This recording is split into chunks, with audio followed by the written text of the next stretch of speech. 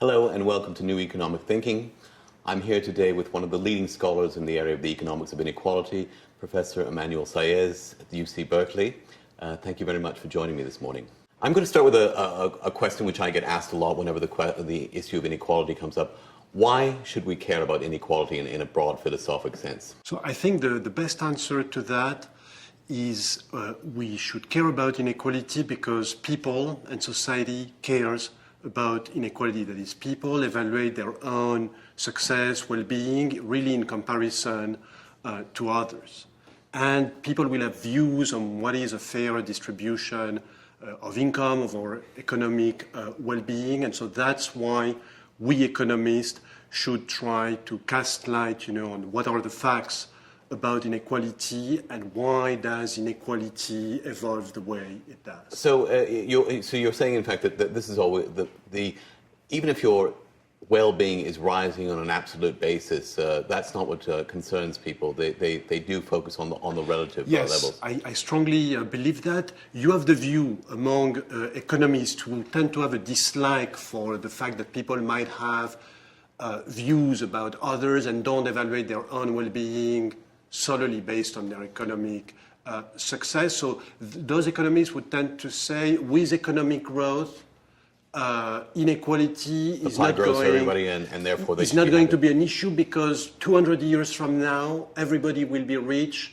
relative to current day standards. But we see, economic growth has been taking place for now 200 years, since the Industrial Revolution, and we are still very much talking about inequality. Is there a level where the concern for inequality or relative standards of living begins to override other considerations? I ask the question because in the post-war period, as your work and Thomas Piketty's work has illustrated, inequality began to diminish and it started to expand again in the 1980s. But it's only in the last 10 years or so that it's really become a prominent topic of discussion. I'm wondering if that was a consequence solely of the great financial crisis or if it's also because the levels of inequality became so manifest that it became a much bigger political issue.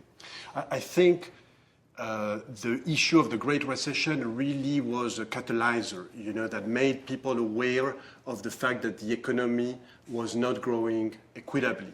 When economic growth is relatively fast, like it was in the United States in the 1990s, even if the top grows much faster than the middle class, but the middle class still gets economic growth, people are not as concerned about inequality. But what has happened in the United States since the Great Recession, really, and even before, during the first years of the 2000s, is essentially zero economic growth for the middle class, with all the growth taking place at the top. So that obviously magnifies. And that, I think, also affects the quality of the growth in terms of the economic efficiency. There have been various economists who have made the point, Steve Fazari amongst them, who said that the secular stagnation thesis, for example, has some validity insofar as more and more of the growth is focused on a smaller number of people, you get less GDP growth.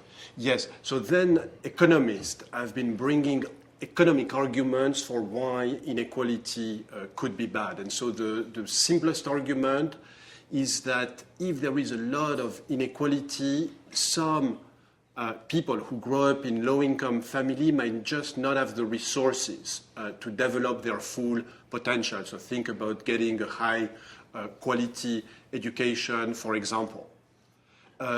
In a macroeconomic context, as you were mentioning, secular stagnation, it is true that as we expect higher income earners to save a relatively larger fraction of their income, if most of the economic growth goes to the top, a lot of that economic activity will be saved, leading to a lowering of the so-called multiplier effect, exactly. A greater predisposition to spend income at the lower levels and at the upper levels. So. Exactly. So you can see the growing inequality as a negative aggregate demand shock, that at a macroeconomic level keeps, the economy underpowered. What do you think is a more important area for inequality? Is it intra-national inequality within particular countries, or do you think global inequality is a more important issue right now? I think both are interesting, but in terms of inequality, really people think at the country level. And this is manifested, by our societies.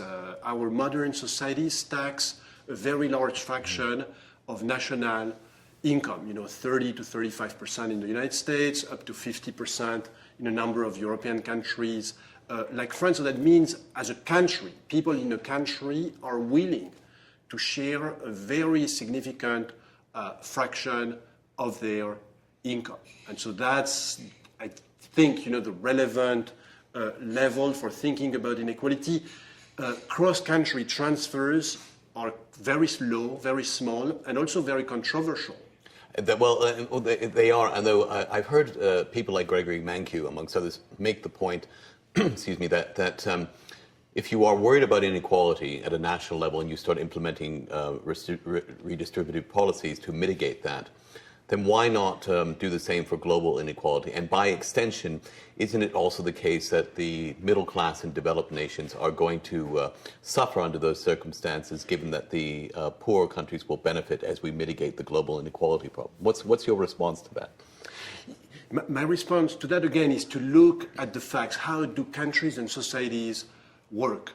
The fact of the matter is that we're organized in countries, and most of the redistribution that is done, through virtually 100% of the redistribution that is done through taxes and transfers takes place at the national level. So, of course, myself, I worry about poverty, in low-income countries, but that is more an issue about making sure those countries develop their potential for growth. Rather, this issue of countries lagging behind significantly is not going to be resolved by massive transfers from high-income countries. We've never seen that in history. People don't want to do that, and I'm not even sure that that's the right solution. What you want to have is an engineering of country-driven growth, like we've seen in China so spectacularly in recent Although, years. interestingly enough, that they have, as their growth has accelerated, they too have found growing strains of inequality in China as well. Yes, so it is true that when economies grow fast, it can sometimes come, with imbalances. The success of Western economies in the post-war period was to be able to engineer very fast growth with great equality. The model of China seems to be, very fast growth, but with serious concerns. With a much more neoliberal bias, shall we say. You mentioned the post-war period, and that's a very significant period because it suggests that is a time when the rate of inequality started to diminish somewhat. And in some ways, that's a hopeful assessment because it implies that there's nothing inevitable about growing inequality, that you can implement policies which help to mitigate that. Yes, you make a very important and valuable point. That episode of the post-World War II decades shows you that economic growth and equality can go together. That is, you don't necessarily have to oppose economic growth and equality. And not uncoincidentally, the 1980s coincided with the period when we started to dismantle the welfare state. And that's when the inequality began to rise again, along with growing financialization. I presume you think then that financialization is also a major factor contributing to growing inequality as we over the last few decades. Yes, certainly in some countries, that is the countries, the advanced economies that have seen the largest increase in income inequality, particularly growing income concentration at the top, are the United States and the United Kingdom. And indeed, those are the two countries where the financial sector has been growing the fastest. So I believe that financialization that is due itself to changes really in financial regulations. And in fact, that makes sense because you have growing financialization, you have growing financial bubbles, And I think Branko Milanovic, amongst others, has pointed out that in the aftermath of a collapse of a financial bubble, that's when you get this big increase in the inequality because, of course, the people that have been left with the cash tend to scoop up distressed assets and the cycle starts again with a much wider base. Yes. Run-ups of financial bubbles are very good for the top because they can extract a lot of the gains, the capital gains, on those assets. And then when the bubble collapses, that's really bad for the bottom of the distribution. So in the end, you have a wider. So let's get into the policy framework. What, in your view, would be, say, 4 or 5 policies that one should enact if we agree that this is a problem and we want to mitigate inequality? What would you suggest if you were? So I think here we have to look at the historical record. It's really striking when you look at a large number of countries over long periods of time, like we've did, with Thomas Piketty and many other colleagues. We've really constructed inequality data for many countries over long periods of time. And so the first thing I want to say is that you can see that inequality levels respond very strongly to policies. And I would say the two important policies are the degree of progressive taxation. So think about progressive income taxation, inheritance taxation, possibly taxation of corporate profits. When those are high, typically inequality pre-tax tends to be low, as if those policies were a dampening factor, preventing the top of the distribution from extracting too much from the economy. So you've asked me for 5, so let me mention you a second one. Yes. I'll stop there. Finance regulation also plays a very large role in this. It's very striking in the US to see that finance was big before the Great Depression, then it became small following the regulations of the New Deal, all the way to the 70s when those regulations started being dismantled and became big again afterwards. And that's really the pattern of inequality. That is, with a deregulated finance, for some reason it looks like the financial sector finds a way to extract a bigger share of the economic pie with no clear effect on good effects. And that's really the big problem is you have public goods effectively turned into private rents, and the rent extraction seems to be a major characterization of financialization. I'm wondering, is it possible to devise taxation policies which distinguish between taxation on, say, productive versus non-productive assets? So, for example, a land tax, which seems to be one of the biggest factors contributing to global inequality.